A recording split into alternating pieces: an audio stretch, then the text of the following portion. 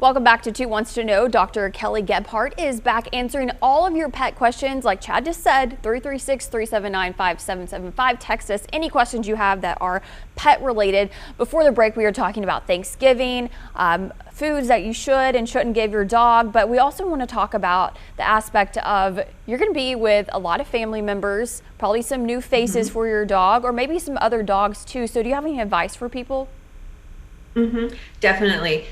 There are some things that are very important to think about when keeping your pet safe during the holidays. You're going to have a lot of friends and family coming over, so you want to make sure to keep them a few things. One thing we see a lot on the holidays is ingestion of medications that the pet isn't otherwise normally exposed to.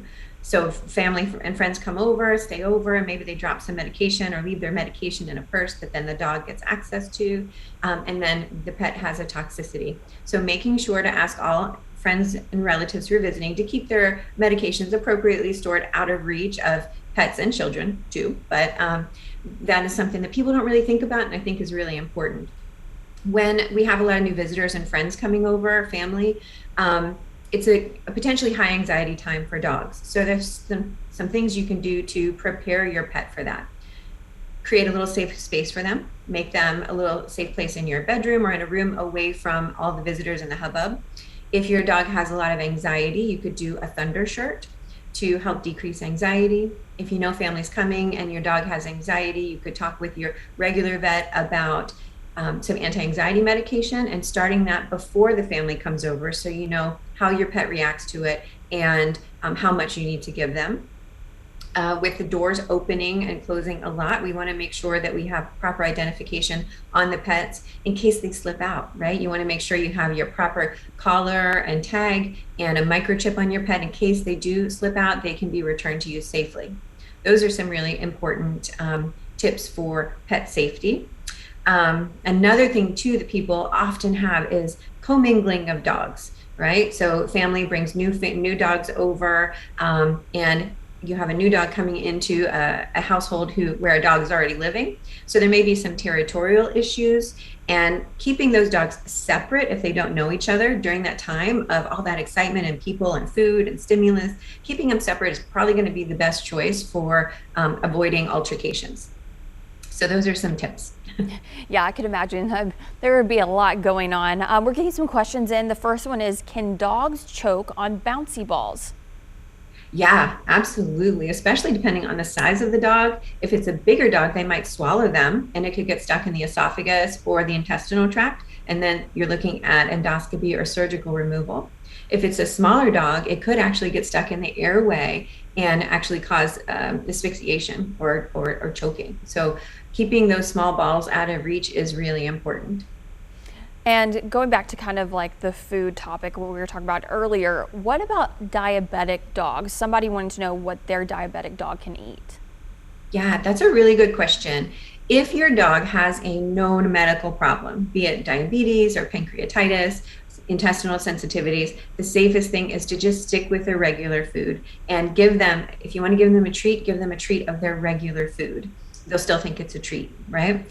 But if you are looking for something different, you could do some veggies, like some steamed green beans, steamed vegetables. Those are really healthy and really safe.